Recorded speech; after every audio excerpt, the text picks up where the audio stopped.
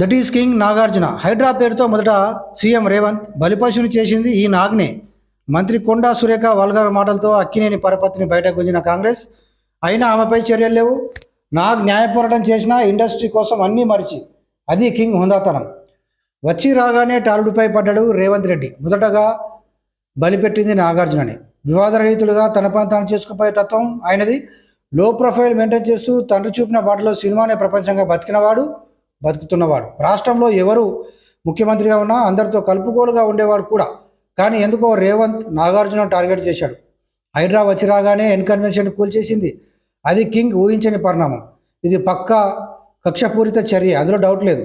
తన బిడ్డ పెళ్లికి ఫ్రీగా ఎన్కన్వెన్షన్ ఇవ్వలేదని ఇంకేదో కారణాలు ప్రచారంలో ఉన్నా నాగార్జున కోట్లాది రూపాయల ఆస్తి పరువు మాత్రం హైడ్రాలో కలిసిపోయింది. ఇది చాలదంటూ నోటి దురుసు మంత్రి కొండా సురేఖ చేసిన వల్గర్ కామెంట్లు అక్కినేని కుటుంబాన్ని తీవ్రంగా అవమానించాయి. కానీ పిసిసి చీఫ్, సీఎం మంత్రి కొండాకే మద్దతు పలికారు, ఆమెకు బాసటగా నిలిచారు. తప్పనిసరి పరిస్థితుల్లో నాగార్జున కోర్టు మెట్లు ఎక్కాల్సి వచ్చింది. అంతలా గ్యాప్ పెంచుకోవడానికి వెనుకాడని సీఎంతో ఇవాళ నాగ్ కలిశాడు. అన్నీ పక్కన పెట్టాడు. సినీ ఇండస్ట్రీ పెద్దల్లో ఒకడిగా తన వంతుగా వచ్చి సీఎంను సన్మానం చేశాడు. సీఎం స్థాయి తక్కువ చేసి చూసే ఉద్దేశం నాకు కానీ అల్లు అరవింద్కి కానీ లేవు. కానీ రేవంతే ఇన్ఫీరియారిటీ కాంప్లెక్స్తో మరీ ఎక్కువ ఊహించుకున్నాడు, కక్ష పెంచుకున్నాడు. అప్పుడు నాగ్ విషయంలో చాలా దురుసుగా, కఠినంగా, కక్షపూరితంగా వ్యవహరించాడు. కానీ అవేవి మనసులో పెట్టుకోలేదు నాగ్. చాలా హుందాగా నడుచుకున్నాడు. అదే చిరునవ్వు. కోట్ల రూపాయల ఆస్తుల కన్నా మంచి రిలేషనే ఎంతో మేలు అని నమ్మే తన సిద్ధాంతానికే కట్టుబడి ఉన్నాడు నాగార్జున. అదే చేసి చూపాడు ఈవేళ. కానీ చిరంజీవి ఇంకా చాలామంది, బాలకృష్ణతో పాటు చాలామంది ఈ మీటింగ్కి హాజరు కాలేదు. దీనికి దౌత్యం వహించింది, మధ్యవర్తిత్వం వహించింది దిల్ రాజు. ఆ దిల్ రాజు మాటలు వినే పరిస్థితిలో కూడా ఈరోజు టాలీవుడ్ లేదు. ఎందుకంటే సీఎం రేవంత్ రెడ్డి అంతగా గ్యాప్ పెంచుకున్నాడు కాబట్టి. వచ్చి రాగానే టాలీవుడ్నే టార్గెట్ చేసి తన ఇన్ఫీరియారిటీ కాంప్లెక్స్తో, తన ఉనికి, తన అస్తిత్వం కోసం అట్లా చేయాల్సిన పరిస్థితి లేదు.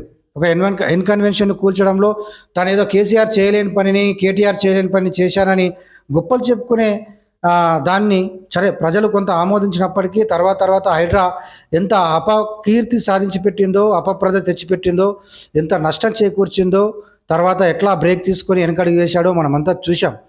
అంటే ఆది నుంచి సీఎం రేవంత్ రెడ్డి దూకుడుగా పోతున్న చర్యలు కావచ్చు, అనాలోచిత విధానాలు కావచ్చు, అది ప్రజలకు ఇబ్బందికరంగానే, ప్రజామోదం లేకుండానే సాగుతున్న విషయాన్ని చూస్తున్నాం. ఈరోజు మీటింగ్లో చిరంజీవితో పాటు బాలకృష్ణ ఇంకా చాలామంది పాల్గొనలేదు. అంటే దిల్ రాజు మాటను ఎవరు లెక్క చేయలేదు కనీసం. అంటే గేమ్ చేంజర్ సినిమా సంక్రాంతికి రిలీజ్ అవుతున్న తరుణంలో తన సొంత కొడుకు సినిమా రిలీజ్ అవుతుంది, ఒక బెనిఫిట్ షో కావాలి, రేట్లు పెంచుకోవాలి, నిర్మాత నష్టపోతాడు, భారీ బడ్జెట్ సినిమా కాబట్టి ఖచ్చితంగా సీఎంతో ఒక మంచి అండర్స్టాండింగ్ ఉండాలి, కాంప్రమైజ్ దూరంతో పోవాలి అని చిరంజీవి ఆలోచించిన 1% ఆలోచించినా ఆ మీటింగ్కి హాజరయ్యేవాడు. కానీ హాజరు కాలేదు. ఎందుకు, ఎక్కడ పోయాడు, కారణం ఏం చెప్తున్నారు? తను చెన్నైలో తన ఆడిటర్ ఎవరో పెళ్ళికి తను పోవాల్సింది ఉంది, ముందుగానే మాటిచ్చాను కాబట్టి పోతున్నా అనే ఒక కారణం వినిపించింది. ఇదంతా నథింగ్. అంటే సీఎంతో భేటీకి కనీసం 10 నిమిషాలు, ఒక 15 నిమిషాలు కూడా పాల్గొని వెళ్ళాల్సిన అనివార్యత ఉంటే గనక ఆయన ఖచ్చితంగా వచ్చేవాడు. కానీ రాలేదంటే అర్థం డోంట్ కేర్. సీఎంని కేర్ చేయలేదు చిరంజీవి. ఈ మాట మాత్రం 100% క్లారిటీ.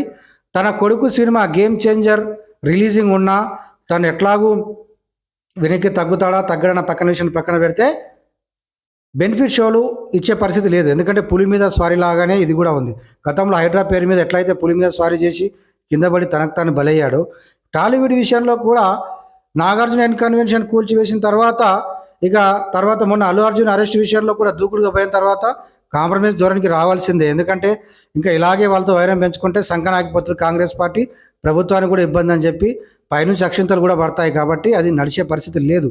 ఏది ఏమైనప్పటికీ కూడా చిరంజీవి చాలా కఠినంగానే ఉన్నాడు. సీఎం రేవంత్ రెడ్డి వ్యవహారంలో తన మేనల్లుడు అల్లు అర్జున్ విషయంలో రేవంత్ రెడ్డి దూకుడుగా అంత కఠినంగా తీసుకున్న నిర్ణయం, జైలు పాలు చేసి జైలు ఊచలు లెక్కించే వరకు బయటకు వదిలేని అంత కాఠిన్యత ప్రదర్శించిన సీఎం రేవంత్ రెడ్డి పట్ల చిరంజీవి కూడా అంత కసిగానే ఉన్నాడు.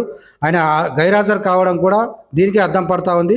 మొత్తానికి దిల్ రాజు చేసిన దౌత్యం రేవంత్ రెడ్డికి మధ్య టాలీవుడ్కి మధ్య ఒక మంచి సంబంధాలు ఏర్పరిచాయి అనడంలో అనుమానమే ఉంది. దాదాపు 50% కూడా దానికి మార్కులు రాలేదు. కాబట్టి ఆ గ్యాప్ అయితే అట్లాగే ఉంది. కానీ కింగ్ నాగార్జున మాత్రం అన్ని పక్కన పెట్టి తను హుందాగా నడుచుకున్నాడు, వచ్చాడు, సన్మానం చేశాడు, షేక్ హ్యాండ్ ఇచ్చాడు, కలిశాడు, మాట్లాడాడు, వెళ్ళిపోయాడు. అది కింగ్ నాగార్జున. అదే వాస్తవం టీవీలో ప్రత్యేకంగా ఆ వార్తను మనం ప్రజెంట్ చేశాము. అది వైరల్ కాబోతా ఉంది.